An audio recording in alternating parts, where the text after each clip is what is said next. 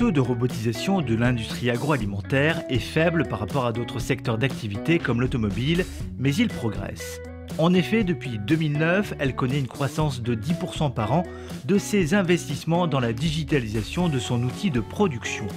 Les évolutions technologiques et la baisse de coûts de fabrication des robots expliquent ce léger frémissement dans le secteur. Mais concrètement, quels sont les avantages ? La robotisation permet désormais de réduire les coûts de production, de supprimer les tâches répétitives sans valeur ajoutée, d'améliorer les conditions de travail et de diminuer les maladies professionnelles. La robotisation, c'est également une réponse à la difficulté de trouver du personnel qualifié pour certains postes. Les entreprises gagneront également en productivité et en flexibilité, tout en respectant les dernières directives en matière d'hygiène. Une telle modernisation de l'outil de production nécessite de nouveaux métiers à forte valeur ajoutée dans la maintenance et l'hygiène qualité-sécurité. Question, comment recruter ces nouveaux profils de salariés et comment les former ? La robotisation, à terme, va permettre de déplacer un petit peu certaines fonctions. On va probablement demander un peu plus de qualification et probablement que des postes de premier niveau de qualification vont disparaître à terme pour entraîner ces personnes-là vers un peu plus de compétences et de qualifications. Parallèlement à ces nouveaux métiers, la robotisation investit tous les aspects de la ligne de production et donc redéfinit les missions des ouvriers de premier niveau. Pour autant, les métiers d'opérateurs traditionnels vont-ils disparaître ou vont-ils devoir tout simplement s'adapter ? De l'agroalimentaire, on avait beaucoup d'agents de production, des magasiniers, des préparateurs de commandes, des manutentionnaires.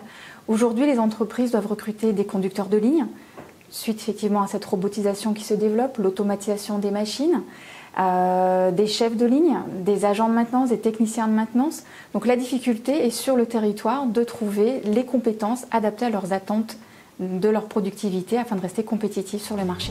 Les entreprises doivent également identifier et capter les salariés qui peuvent évoluer dans ce nouvel environnement digital. Pour accompagner ces profils dans leur évolution professionnelle, il est important de les rencontrer, de construire avec eux une cartographie de leurs compétences, non pas une fiche de poste, mais bien comprendre quelles compétences ils sont amenés à développer sur leur poste de travail et développer les compétences qu'ils n'auraient pas aujourd'hui. Ils ont les aptitudes, mais ils n'ont peut-être pas encore de compétences sur de l'électricité, sur de l'automatisme, sur de la pneumatique. Ils en ont la possibilité, le potentiel, à nous de les amener vers les métiers de demain pour toujours garder en tête la compétitivité de l'entreprise. La robotisation doit impérativement s'inscrire dans une analyse globale du fonctionnement de l'entreprise. La gestion prévisionnelle des emplois et des compétences est au cœur de ce nouveau défi. Les évolutions technologiques imposent en effet de réfléchir à la manière dont nos métiers créent de la valeur. Pour finir, certains écrivent des scénarios pessimistes dans lesquels les robots détruisent de l'emploi. La fin du film pourrait être plus optimiste et donner un rôle plus important à l'homme dans les entreprises.